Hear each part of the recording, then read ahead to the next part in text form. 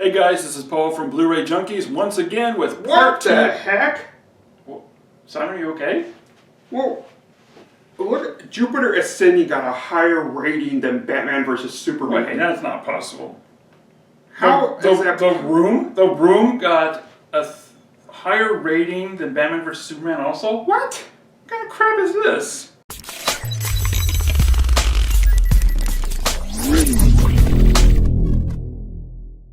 So great gooey gopher guts, what's up with that? How could turds like this get higher ratings than Batman vs. Superman? Yeah, okay, Batman vs. Superman wasn't the greatest movie in the world, but it wasn't awful either. It wasn't unwatchable. It was just mainly just a huge disappointment. In fact, Batman vs. Superman isn't even a bomb. It made well over 300 million domestically and over 500 million worldwide, and it's still rent theaters today, bringing in more money, which means it's going to come close or hit the $1 billion mark. So really, it isn't a disaster, a flop, or a bomb as people think it is. Early reviews is a death sentence if you go on Rotten Tomatoes to find out if a movie is good or not.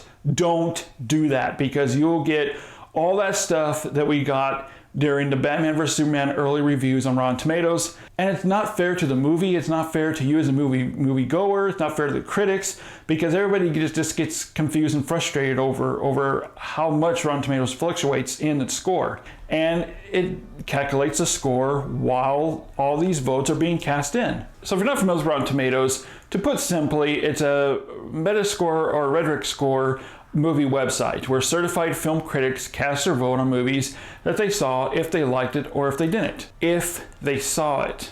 Again, that's another key word that we'll go in deeper as this video goes on about how Rotten Tomatoes works. So first off, I want to take you guys back on a little journey with me all the way back in March. Do you remember what happened in March? That's right, it was Good Water Day. But not just that, but also a highly anticipated movie we've all been waiting for was finally released, Batman vs. Superman. It opened March 25th on a Friday, and on that same week, on Tuesday and Wednesday, they started having critic and fan screenings of the movie. So now why did I bring that up? Well, I'm glad you asked.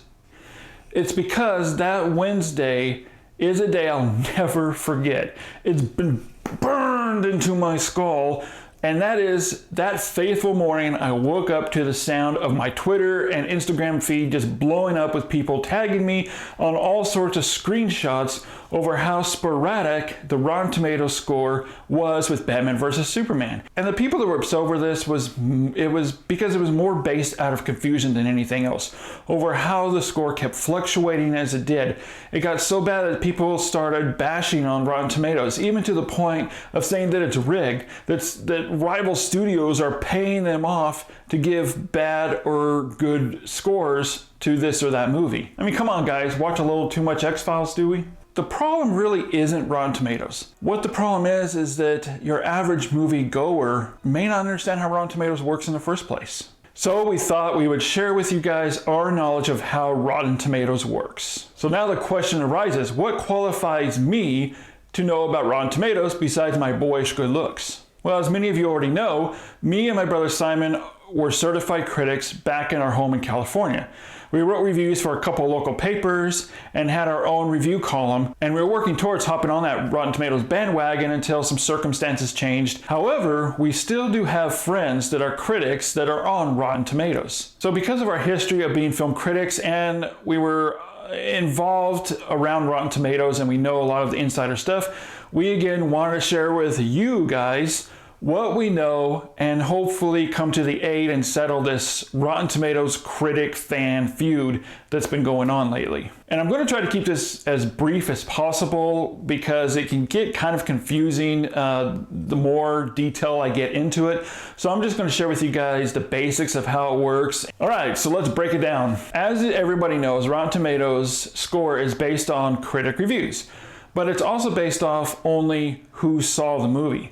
Rotten Tomatoes doesn't have any kind of rule stipulating that all the critics on their database has to review every single movie that comes out. That would be absolutely ridiculous. So it's up to each individual critic of what movie they want to see and review. So say you have 500 critics, but only 100 critics saw a movie.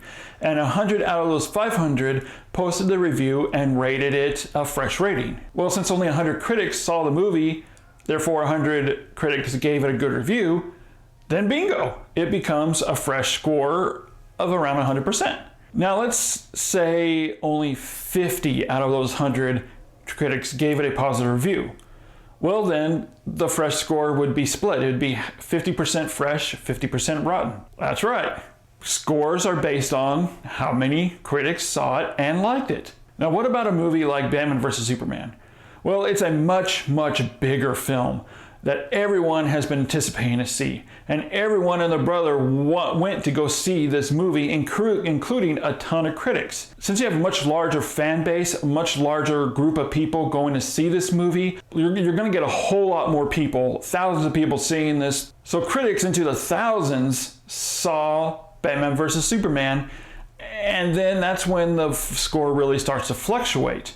More based off of critics who are giving their score during that timeline. So if a bunch of critics are suddenly on Rotten Tomatoes giving their final score, that's going to go back and forth between fresh and rotten.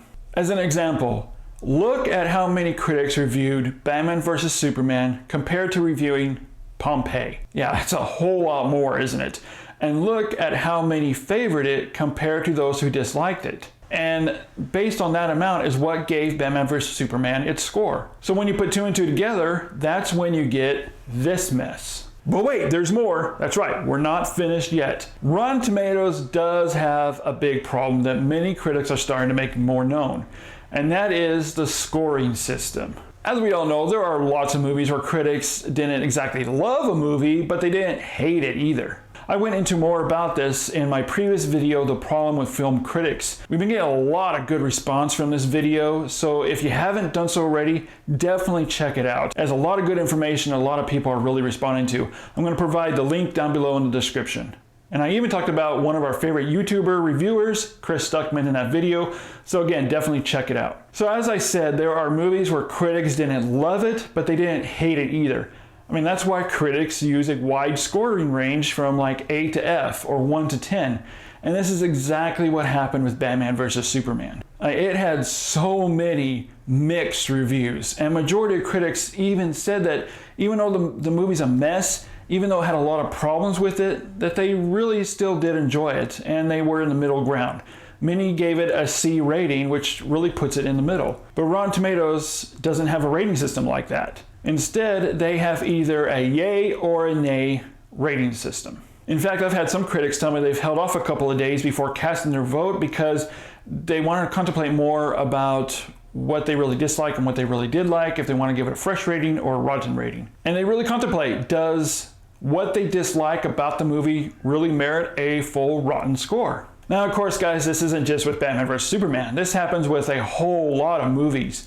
I'm only using Batman vs. Superman now because this was the newest thing that came out that had a whole bunch of controversy surrounding it between Rotten Tomatoes and critics and the fans. This has become a big problem with Rotten Tomatoes, which I think and hopefully they will change and institute a new system soon in the future. So again, guys, no, there's no big studio conspiracy. Rotten Tomatoes isn't rigged. It's all based off the factors I stated previously, especially if the movie is getting early reviews. Now, as I said earlier, there is more to it than that, but this really just gives you guys the gist of how it all works and why we see crap like this and why we wish it wouldn't happen. If you want to see a more longer detailed video about Rotten Tomatoes, let me know down below in the comment section and we'll do that for you guys. But guys, there is a secret of how to get a more accurate reading on Rotten Tomatoes so you don't get so frustrated.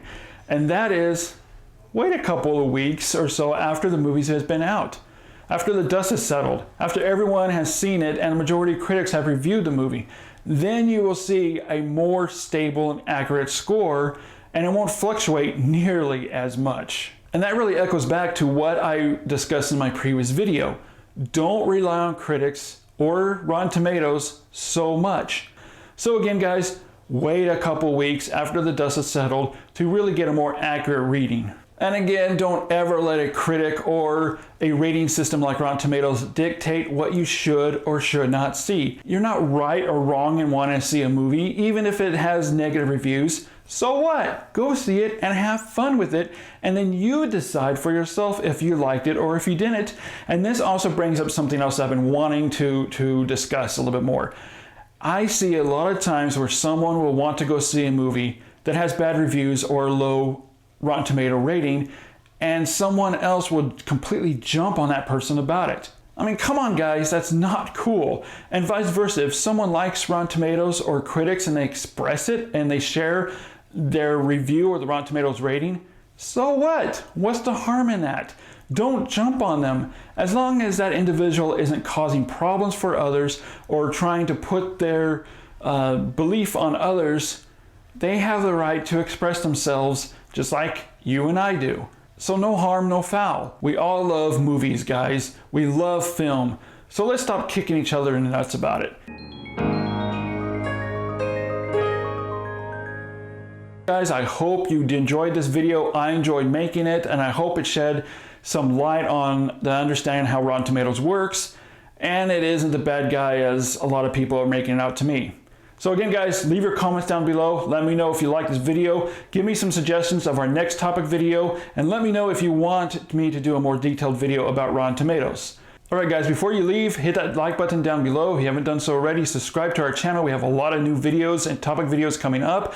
Leave your suggestions, leave your comments down below.